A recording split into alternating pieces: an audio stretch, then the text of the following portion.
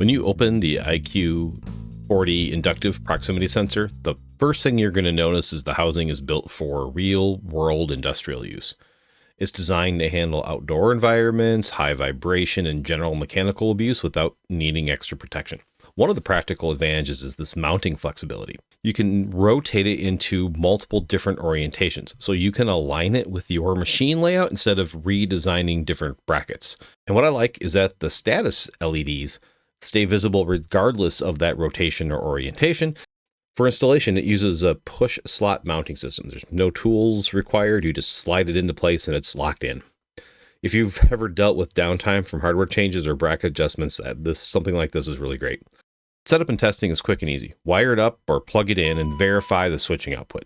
You can use a good piece of metal that has a high content of iron or steel. It'll work on other conductive metals like brass or copper or aluminum, but just the range is reduced.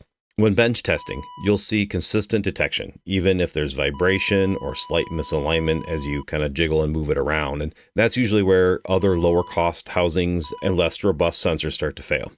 We see these in lots of applications that fit very well into automotive systems, conveyors, storage equipment, and even amusement park rides. It's because those are places where access and alignment aren't very ideal. So you need a very robust sensor that can handle lots of misalignments.